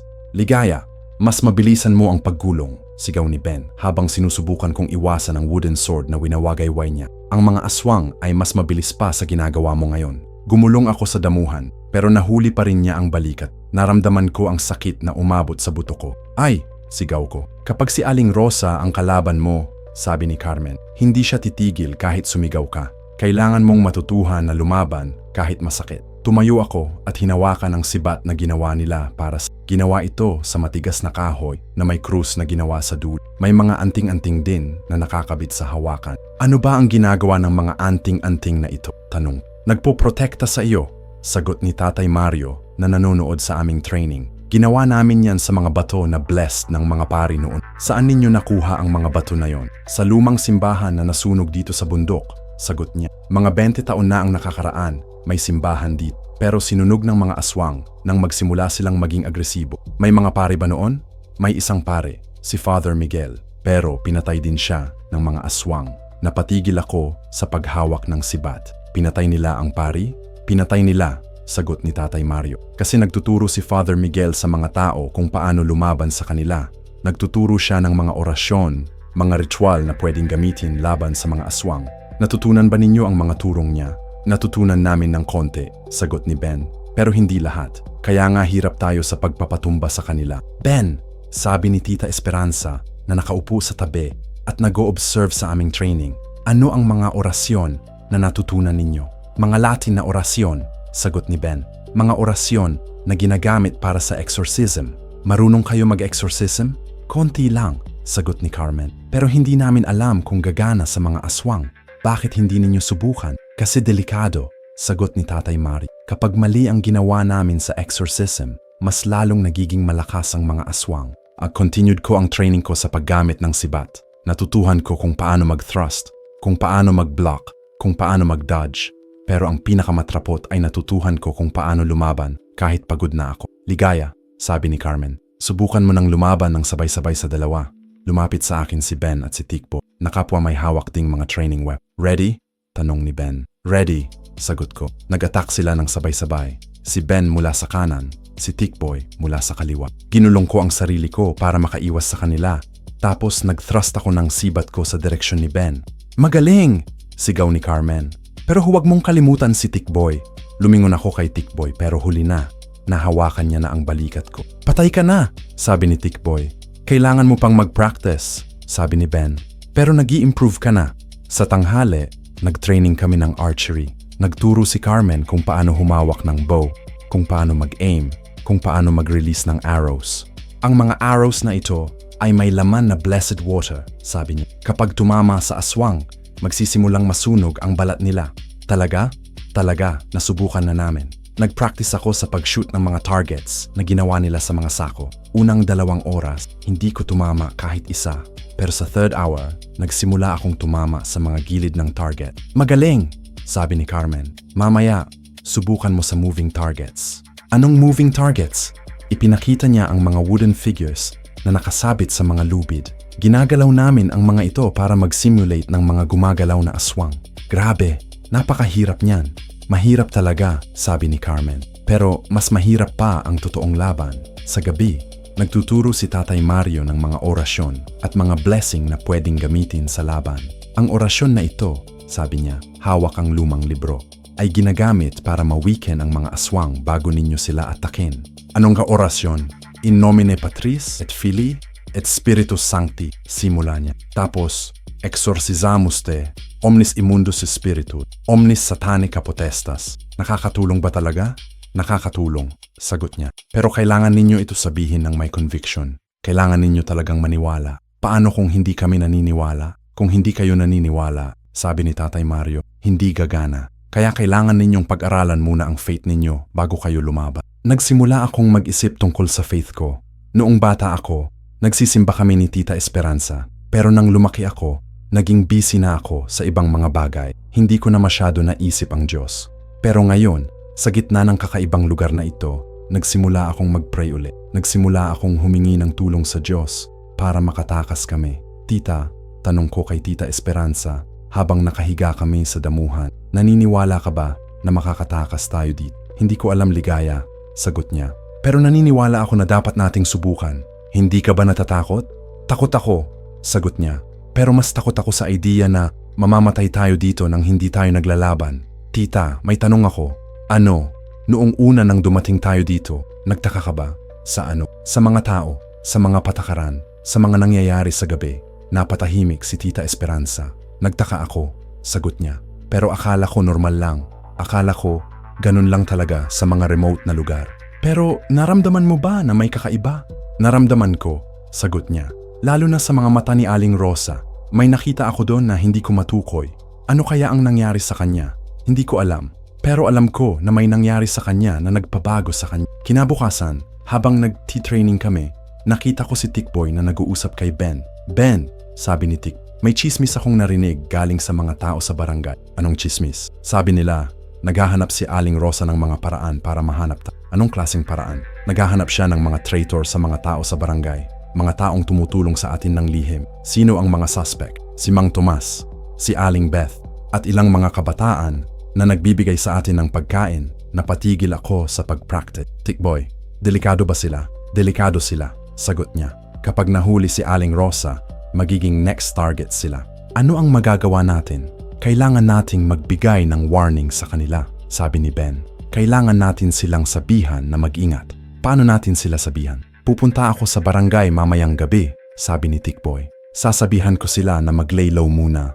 Tikboy, delikado yon. Alam ko, pero mas delikado kung hindi natin sila sabihan. Sa gabing yon, umalis si Tikboy para puntahan ang mga tao sa barangay. Habang wala siya, mas naging matindi ang training namin. Ligaya, sabi ni Carmen. Subukan mo ngayong lumaban kay Ben nang walang protection. Walang protection? Walang armor, walang extra weapons. Sibat lang at sariling diskarte. Lumapit si Ben na may dalang malaking espada. Nakita ko sa mga mata niya na serious siya sa training na ito. Ready? Tanong niya. Ready, sagot ko. Nag-attack si Ben ng sobrang bilis. Hindi ko inaasahan na ganun siya kabilis. Nagtakbo ako palayo sa kanya, pero hinabol niya ako. Huwag kang tumakbo palagi, sigaw ni Carmen. Minsan, kailangan mong humarap. Tumigil ako at humarap kay Ben. Nag-thrust ako ng sibat ko, pero na-blocking niya ito. Tapos nag-counter-attack siya. Nakaiwas ako sa unang attack niya. Pero sa pangalawa, nahawakan niya ang braso ko. Masyado kang mabagal sa recovery, sabi ni Ben. Pagkatapos mong mag-attack, kailangan mo agad na mag-ready para sa defense. Paano? Subukan mo ulit. Nag-attack ako ulit. Pero pagkatapos ng thrust ko, agad akong nag-step back at nag-ready sa defense. Magaling, sabi ni Carmen. Ganyan ang ginagawa. Nag-continue kami ng practice hanggang sa bumalik si Tikboy. Nakita ko sa mukha niya na may masasamang balita. Ano ang nangyari? Tanong ni Ben. Nahuli na si Mang Tomas, sagot ni Tikboy. Nahuli? Saan? Nakita siya ni Aling Rosa na nagbibigay ng pagkain sa amin. Dinakip siya at dinala sa ancestral house. Ano ang ginawa nila sa kanya? Hindi ko alam, sagot ni Tikboy. Pero narinig ko si Aling Rosa na nagsasabi na gagawin siyang example para sa ibang mga tao. Example? Anong ibig sabihin niya? Ibig sabihin niya, sabi ni Tikboy, napapatayin niya si Mang Tomas sa harap ng lahat ng tao sa barangay para makita nila kung ano ang mangyayari sa mga tumutulong sa atin. Napamaang ako. Kailan niya gagawin? Bukas ng gabi, sagot ni Tikboy, sa sentro ng barangay. Tikboy, sabi ni Ben, kailangan nating gawin ng mas maaga ang plano natin. Anong ibig mong sabihin? Ibig kong sabihin, hindi na tayo pwedeng maghintay ng 2 linggo. Kailangan nating lumaban ngayon na. Pero hindi pa tayo handa, sabi ni Carmen. Hindi pa tayo handa, sabi ni Ben. Pero hindi natin pwedeng hayaan na mamatay si Mang Tomas. Siya ang tumulong sa atin. Pero ano ang plano? Habang ginagawa nila ang execution ni Mang Tomas, sabi ni Ben, mag-a-attack tayo sa ancestral house. Doon nakafocus ang mga aswang sa execution, kaya konti lang ang bantay sa ancestral house. Pero ilan tayo? Siyempre hindi tayo lahat, sabi ni. Ang mga batang kaya lang lumaban, ang mga matanda at mga bata ay mananatili dito sa kuweba. Ilan ang lalaban? Mga 10, sagot ni Carmen. Kasama namin si Tatay Mario, kayo ni Tita Esperanza, ako, si Ben, si Tikboy, at 5 pang mga tao na nag-train na din. Sapat ba yon? Hindi alam kung sapat, sagot ni Ben. Pero yun lang ang meron tayo. Anong oras tayo mag-a-attack? Mga 8:00 ng gabi, sagot ni Tikboy. Doon magsisimula ang execution ni Mang Tomas. At ano ang gagawin natin sa Ancestral House? Hahanapin natin ang center ng mga ritual nila, sagi ni Ben. Hahanapin natin ang pinagmulan ng lakas nila at sisirahin natin yon. Paano natin masisira? Gagamitin natin ang lahat ng mga orasyon na natutunan natin, sabi ni Tatay Mario. Gagamitin natin ang mga blessed water at mga holy objects na meron tayo. Paano kung hindi gumana? Kung hindi gumana, sabi ni Ben, mamamatay tayong lahat. Pero kung hindi natin susubukan, mamamatay din naman tayo. Napatahimik ako sa sinabi niya. Tama siya, wala talaga kaming choice. Sige, sabi ko, laban bukas ng gabi. Laban bukas ng gabi, sagot ni Tita Esperanza. Laban bukas ng gabi, sagot ni lahat. At sa gabing yon, hindi na ako nakatulog. Nag-prepare ako ng mga weapon ko. Nag-practice ako ng mga orasyon na natutunan ko. Nag-pray ako sa Diyos na sana makaligtas kami. Alam ko na bukas ay ang pinakamahalagang gabi ng buhay na. Alam ko na bukas ay malalaman namin kung mabubuhay ba kami o mamamat. Pero handa na ako. Handa na akong lumaban para sa kalayaan. Ang araw ng huling laban ay dumating na para sa amin. Mga 7:00 ng gabi, nakahanda na kami sa entrance ng kuweba. Lahat ng mga kasama namin na lalaban ay may hawak na mga sandata na ginawa namin sa mga nakaraang linggo. Remember? Sabi ni Ben habang tiningnan niya ang bawat isa sa amin. Ang goal natin ay pumasok sa Ancestral House at hanapin ang center ng mga ritual nila. Hindi natin kailangan makipaglaban sa lahat ng aswang. Kailangan lang natin makaabot sa target. Pero paano kung harangan nila tayo? Tanong ni Carmen. Kung harangan nila tayo, sagot ni Tatay Mario, makikipaglaban tayo pero hindi tayo magpapahuli. Ang priority ay ang misyon. Nakita ko si Tita Esperanza na tumutulong sa akin na ilagay ang mga anting-anting sa braso ko. Ligaya? Sabi niya. Sigurado ka ba sa ginagawa mo? Sigurado ako, Ti. Sagot ko. Kailangan nating gawin ito. Mag-ingat ka, sabi niya. Huwag kang mag-risk ng masyado. Hindi ako mag-risk ng masyado. Pero kung kinakailangan, lalaban ako. Nawala na ang mga sakit sa paa ko. Sa mga nakaraang 2 linggo ng training, natutunan ko kung paano mag-move ng mabilis at efficient. Natutunan ko rin kung paano gumamit ng mga sandata na ginawa namin. Tikboy, tawag ni Ben. Ready ka na ba? Ready na ako, sagot ni Tikboy. Ang arrows ko ay may laman na blessed water. Ang sibat ko ay may mga krus na ginawa sa mga bato ng lumang simbahan. Magaling. Carmen? Ready na rin ako, sagot ni Carmen. Ang mga bomba ko ay puno ng holy water at mga durog na buto ng mga santo. Tatay Mario? Ready ako, sagot ni Tatay Mario. Ang mga orasyon ko ay nakamemorize na. Ang rosaryo ko ay blessed ng Father Miguel bago siya mamatay. Lumabas kami sa kuweba at naglakad sa direksyon ng barangay. Sa gitna ng gubat, nakita namin ang mga liwanag na galing sa sentro ng barangay. Narinig namin ang mga boses ng mga tao na nag-uusap. Nagsisimula na ang execution, pulong ni Tikboy. Maganda, sabi ni Ben. Ibig sabihin distracted sila. Naglakad kami sa mga lihim na daan na itinuro ni Tikboy sa amin. Mga daan na hindi alam ng mga aswang. Mga daan na nakatago sa mga halaman at mga bato. Nang makalapit kami sa Ancestral House, nakita namin na walang bantay sa labas. Lahat ng mga aswang ay nasa sentro ng barangay, nanonood sa execution ni Mang Tomas. Perfect, bulong ni Carmen. Lumapit kami sa Ancestral House. Nakita ko na mas malaki pa pala ito kaysa sa nakita namin dati. 3 palapag, gawa sa matibay na kahoy, may mga kakaibang disenyo sa mga pader. Paano tayo papasok? Tanong ko. May back door, sagot ni Tik. Nakita ko ito noon pa. Dinala niya kami sa likod ng bahay. Doon, nakita namin ang maliit na pintuan na nakatago sa mga halaman. Locked ba? Tanong ni Ben. Sinubok ni Tikboy na itulak ang... Hindi locked, sagot niya. Pumasok kami sa bahay isa-isa. Sa loob, nakita ko ang mga bagay na hindi ko inaasahan na makikita sa isang normal na bahay. Mga altar na puno ng mga kandila, mga larawan ng mga taong hindi ko kilala na nakasabit sa mga pader, mga buto ng mga hayop na nakakalat sa sahig, amoy ng mga bagay na nasusunog na hindi ko matukoy kung ano. Ano ba ang mga bagay na ito? Bulong ko. Mga altar para sa mga ritual nila, sagot ni Tatay Mario. Dito nila ginagawa ang mga seremonya para makakuha ng lakas. Saan kaya ang center ng lahat ng ito? Siguro sa 2nd floor. sagot ni Ben. O sa third floor. Nagsimula kaming umakyat sa hagdan. Bawat hakbang namin ay gumagawa ng tunog, pero wala kaming choice. Kailangan namin makaabot sa center ng bahay. Sa second floor, nakita namin ang mas maraming mga altar, mas maraming mga kandila, mas maraming mga buto, at nakita namin ang mga larawan ng mga taong nakilala namin, ang mga bisitang namatay sa barangay. Nakita ninyo ba ito? Turo ni Carmen sa mga larawan. Nakita ko ang larawan ni Marco Santos, ang tourist na namatay noong 2020. Nakita ko ang larawan ni Elena Cruz, ang negosyante na namatay noong 2023. Lahat ng mga tao na nakita namin sa mga libingan, ginagamit nila ang mga larawan para sa mga ritual, sabi ni Tatay Mario, para makuha nila ang mga kaluluwa ng mga patay. Nakakabalisang. Mas nakakabalisang pa ang makikita natin sa third floor, sabi ni. Umakyat kami sa third floor at doon, nakita namin ang pinaka nakakakilabot na parte ng ancestral house. Sa gitna ng floor, may malaking altar na gawa sa mga bato.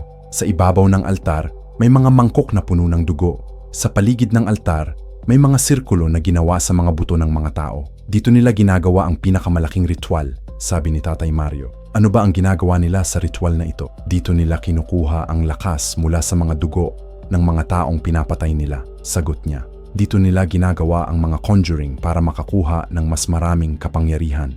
Paano natin sisirain ito? Kailangan natin sirain ang altar, sabi ni Ben. Kailangan natin sirain ang mga sirkulo at kailangan natin i-bless ang buong lugar para ma-cleanse. Nagsimula kaming magtrabaho. Si Ben at si Carmen ay nagsimulang siraan ng altar gamit ang mga maso na dalang nila. Si Tatay Mario ay nagsimulang mag-sprinkle ng holy water sa mga sirkulo. Ako at si Tikboy ay nagsimulang siraan ang mga kandila at mga ibang ritual objects. Pero sa gitna ng aming pagsisira, narinig namin ang mga yabag na umakyat sa hagdan. May pumapunta dito, bulong ni Carmen. Tapos na ba ang execution? Tanong ni Ben. Hindi ko alam, sagot ni Tikboy. Pero may mga tao nang paparating. Tapos narinig namin ang boses ni Aling Rosa. Sino ba ang mga taong pumasok sa bahay namin? Alam kong kayo yan, sigaw ni Kapitan Dante. Alam kong kayo ang mga taong nakatago sa mga kuweba. Ben, bulong ko, ano ang gagawin natin? Kailangan natin tapusin ang trabaho, sagot niya. Kahit na dumating sila, nagpatuloy kami sa pagsisira ng mga ritual objects. Pero lumulapit na ang mga yabag sa third floor. Handa na ba kayo sa laban? Tanong ni Tatay Mario. Handa na kami, sagot ko. Tapos biglang bumukas ang pintuan sa third floor. Pumasok si Aling Rosa, si Kapitan Dante, at 3 lalaking mga aswang. Kayo nga, sigaw ni Aling Rosa. Mga salot sa aming lugar. Nakita ko na nagsimula na silang mag-transform. Ang mga mata nila ay naging pula. Ang mga ngipin nila ay naging matatalas. Ang mga daliri nila ay naging mahaba na may mga kuko. Tikboy, sabi ni Ben. Mag-aim ka kay Kapitan Dante. Carmen, sabi ni Tatay Mario. Mag-ready ka ng mga bomba mo. Ligaya, sabi ni Ben. Mag-ready ka sa close combat. Naghanda ako ng sibat ko. Nagposisyon ako sa harap ng altar para maprotektahan ang trabaho ni Tatay Mario. Aling Rosa, sigaw ni Tatay Mario. Hindi kayo makakatigil sa amin. Sisirain namin ang lahat ng mga rituals ninyo. Hindi ninyo masisiram, sigaw ni Aling Rosa. Mas malakas pa kami sa inyo. Nag-attack si Kapitan Dante kay Ben, pero nakahanda si Ben. Nag-dodge siya at nag-counter-attack gamit ang espada niya. Nag-attack din yung 3 lalaki, isa kay Carmen, 2 sa akin. Nag-duck ako sa attack ng unang lalaki. Tapos, nag-thrust ako ng sibat ko sa tiyan niya. Tumama ang krus na nakalagay sa dulo ng sibat ko sa katawan niya. Nagsimulang mag-smoke ang balat niya.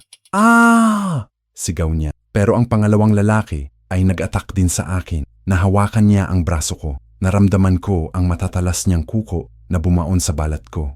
Ligaya!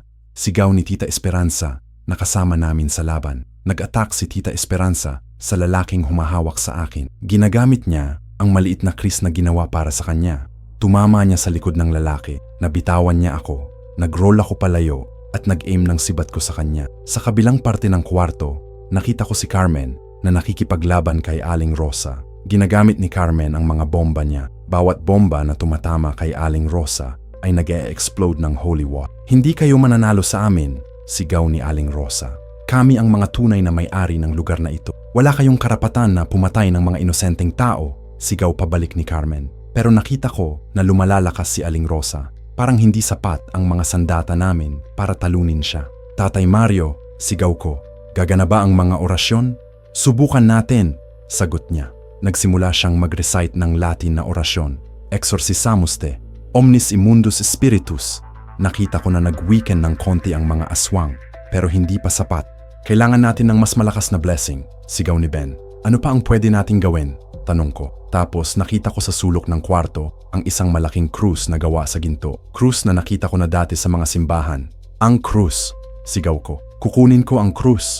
Nagtakbo ako sa direksyon ng krus. Pero hinabol ni Kapitan Dante. Hindi mo makukuha yan, sigaw niya. Nagdive ako sa sahig at nagroll papunta sa krus. Nakuha ko ito bago niya ako maabot. Pero pagkakawak ko sa krus, naramdaman ko ang isang kakaibang lakas na pumasok sa katawan ko. Parang may kuryenteng dumaan sa mga ugat ko. Ano ito? Tanong ko. Ang krus na yan, sabi ni Tatay Mario habang patuloy siyang nakikipaglaban, ay blessed ni Father Miguel. Kaya niya natalo ang mga aswang noon. Hinawakan ko ng mas mahigpit ang krus. Tapos nagsimula akong mag-pray. In the name of Jesus Christ, sabi ko. Umalis kayo sa lugar na ito. Biglang nagka-flash of light sa buong kwarto. Nakita ko na lahat ng mga aswang ay napaatras. Ano yan? Sigaw ni Aling Rosa. Blessed Cruz, sagot ko. At hindi ninyo ito matatalo. Nagpoint ako ng krus kay Aling Rosa. Nakita ko na nagsisimulang mag-smoke ang katawan niya. Hindi, sigaw niya. Hindi mo ako matatalo. Ako ang may-ari ng lugar na ito. Hindi ka may-ari ng lugar na ito, sabi ko. Ikaw ay isang nilalang na nagpupul ng lakas mula sa mga inosenteng tao. At ngayon, matatapos na ang lahat ng yan. Lumapit ako kay Aling Rosa habang hawak ang bawat hakbang ko ay nagiging mas mahina siya. Ligaya, sabi niya ng mahina na, hindi mo alam ang tunay na nangyari sa akin. Ano ang nangyari sa iyo? Ginolpe ako ng mga taong galing sa labas. Pinatay nila ang asawa ko. Ginawa nila kaming mga alipin sa sarili naming lugar. Pero bakit mo ginagawa sa mga inosenteng tao ang ginawa nila sa iyo? Kasi napapikit siya. Kasi nagiging monster na ako. Hindi ko na kontrolado ang sarili. Nakita ko sa mga mata niya ang totoo. Hindi siya masama simula pa noon. Naging masama siya dahil sa mga nangyari sa kanya. Aling Rosa, sabi ko, pwede mo pang baguhin ang lahat ng ito. Hindi na, sagot niya. Sobrang deep na ako sa kadiliman. Hindi na ako makakabalik. Pwede ka pang makabalik kung gusto mo. Hindi, sabi niya. Pero pwede mo akong i-free sa pagdurusa ko. Nakita ko sa mga mata niya ang pakakakusap laman ng kahit na. Naintindihan ko na gusto niya nang matapos ang lahat. Aling Rosa, sabi ko, patawarin mo ang mga ginawa mo. Pinapatawad ko, sabi niya. At salamat sa pagbibigay mo sa akin ng peace.